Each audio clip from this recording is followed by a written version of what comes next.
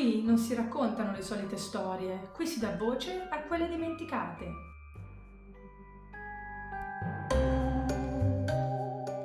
Esistono luoghi belli ed esistono luoghi che sembrano ricordarsi qualcosa, luoghi dove il vento non sembra soltanto vento, dove il silenzio sembra troppo pesante, dove le pietre sembrano osservare. Whitby è uno di questi luoghi. Un piccolo paese sulla costa inglese, case di pescatori, scogliere battute dalla tempesta, nebbia, onde nere, un'abbazia in rovina che domina il mare come il corpo spezzato di qualcosa che non ha mai davvero lasciato questo mondo.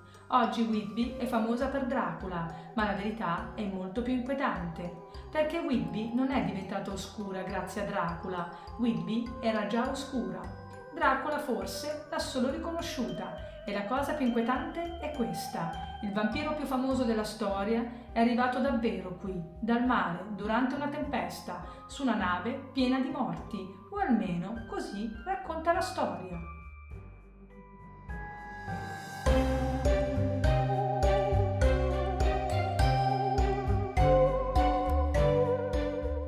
Whitby si trova nel nord dell'Inghilterra, affacciata sul mare del nord, ed è un posto strano perché sembra sospeso. Da una parte la vita quotidiana, pescatori, porticciolo, pub e turisti, e dall'altra qualcosa di più antico, più silenzioso, più oscuro.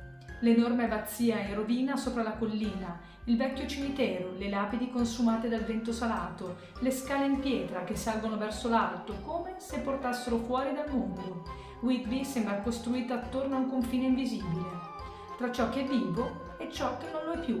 E forse è proprio questo ad aver colpito uno scrittore che arrivò qui alla fine dell'Ottocento, uno scrittore che stava cercando un mostro e forse trovò un luogo che sembrava già aspettarlo.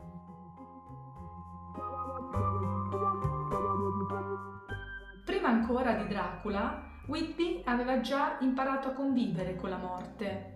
Per secoli questa fu una città di marinai, di pescatori, di uomini che uscivano in mare senza sapere se sarebbero tornati.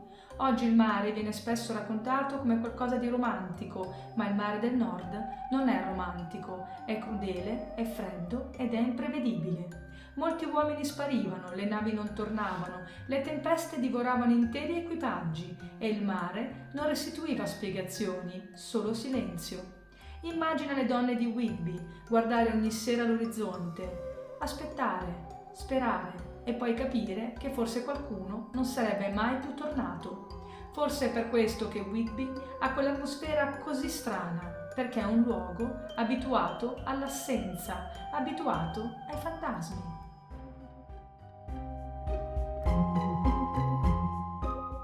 C'è una cosa che quasi nessuno racconta. Whitby era famosa anche per qualcosa di molto particolare, una pietra nera chiamata jet, una pietra fossile scura. Durante l'epoca vittoriana veniva usata per creare gioielli da lutto. Quando qualcuno moriva si indossava il nero e Whitby diventò famosa proprio per questo. Pensa a quanto sia strano, un paese di tempeste, di marinai scomparsi, famoso per gioielli funebri. Sembra quasi un luogo costruito per ospitare Dracula, ma Dracula ancora non esisteva, non ancora.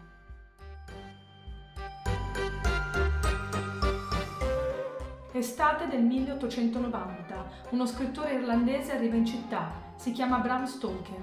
Non sa ancora che sta per creare uno dei personaggi più immortali della storia. Passeggia, osserva, prende appunti, guarda il mare, le scogliere, il cimitero, l'abbazia. Si siede nella biblioteca pubblica di Whitby e lì trova qualcosa, un nome, Dracula, in un libro sulla storia della Valacchia. Prima il personaggio non si chiamava così, aveva un altro nome, ma qualcosa in quella parola colpisce Stoker. Dracula, figlio del drago, o forse figlio del diavolo. E da quel momento qualcosa cambia. Whitby entra nel romanzo, per sempre. C'è però una cosa che spesso viene raccontata male. Quando si parla di Dracula, tutta l'attenzione finisce sulla Transilvania. Ed è comprensibile. Le montagne della Romania, le leggende sui vampiri, la figura di Vlad fanno parte delle radici del personaggio. Ma se apriamo il romanzo originale e seguiamo davvero la storia, scopriamo qualcosa di sorprendente. Una parte fondamentale del libro si svolge qui, a Whitby. È qui che la Demeter approda durante la tempesta. È qui che Lucy inizia a cambiare. È qui che il mare, il cimitero e l'abbazia diventano parte dell'oscurità che avvolge il racconto. Whitby non è soltanto il luogo che ispirò Bram Stoker. Whitby entra direttamente nel romanzo. E forse è proprio questo il motivo per cui ancora oggi, camminando tra queste strade, si ha la sensazione che Dracula appartenga a questo luogo quanto appartiene alla Transilvania. Perché il vampiro può essere nato nelle leggende dell'Europa orientale, ma è a Whitby che sbarca davvero.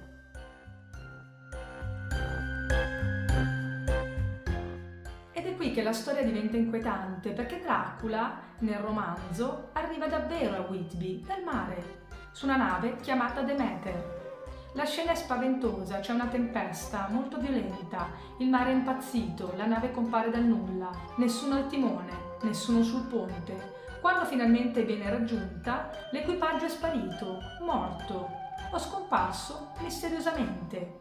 C'è solo il capitano legato al timone, cadavere, come se avesse preferito morire piuttosto che abbandonare il comando. E poi accade qualcosa di strano. Un enorme cane nero salta fuori dalla nave, corre verso Whitby e sparisce. Nel romanzo quel cane è Dracula, una forma animale, una presenza entrata in città senza bussare. E la cosa più inquietante, Stoker si ispirò probabilmente a un vero naufragio avvenuto vicino a Whitby, una nave russa realmente incagliata sulla costa. La realtà che si mescola alla leggenda.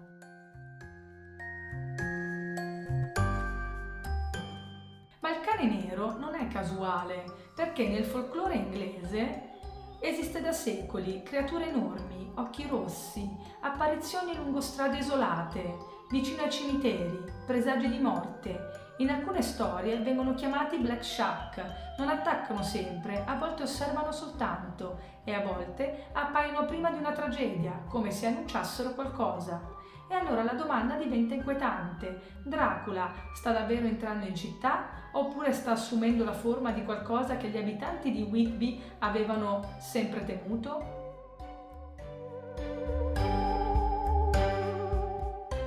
Se guardi Whitby dall'alto, capisci subito perché Stoker si innamorò di questo posto. L'abbazia è immensa, distrutta, vuota, spezzata. Sembra quasi uno scheletro di pietra. Per raggiungerla bisogna salire 199 scalini, una lunga salita lenta, faticosa, come un pellegrinaggio o forse come attraversare un passaggio. Perché lassù c'è il vecchio cimitero, lapidi consumate dal tempo, croci inclinate, nomi ormai quasi cancellati, e sotto il mare, sempre presente, sempre rumoroso, sempre in attesa. Ed è qui che Stoker ambienta alcune delle scene più inquietanti del romanzo.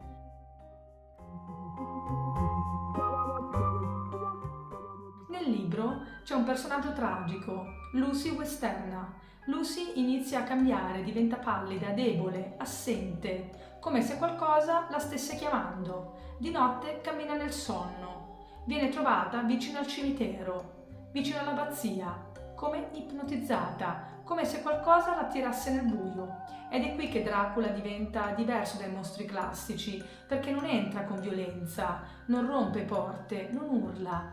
Dracula entra piano, si insinua, ti osserva, ti richiama, ti convince, ti seduce e Whitby, con il vento, la nebbia e le tombe, diventa il luogo perfetto per questo tipo di orrore.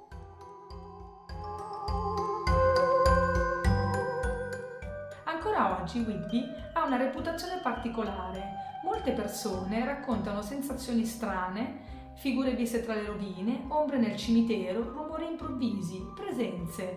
Certo, molto probabilmente è suggestione, ma prova ad immaginarlo. Nebbia, vento, il rumore del mare, un'abbazia spezzata nel buio, lapidi inclinate e una città che da più di un secolo viene associata a Dracula.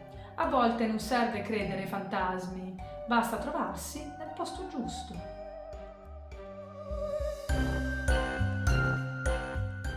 E forse è anche per questo che Whitby occupa un posto speciale nei miei ricordi. Quando vivevo a York, spesso trascorrevo qui i miei fine settimana e ogni volta avevo la sensazione di arrivare in un luogo diverso da qualsiasi altro avessi visto in Inghilterra.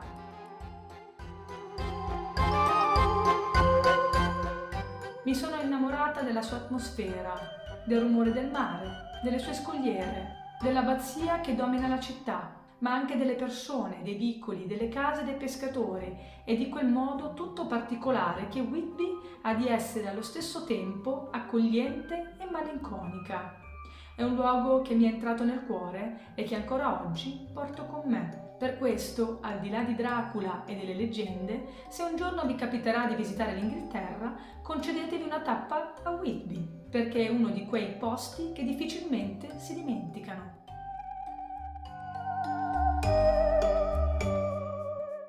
Whitby non è soltanto il paese che ha ispirato Dracula. Whitby sembra il luogo dove Dracula sarebbe potuto esistere davvero, perché alcune città non sembrano costruite dagli uomini, sembrano costruite dalle storie, dal vento, dalla perdita, dal mare e dalla paura.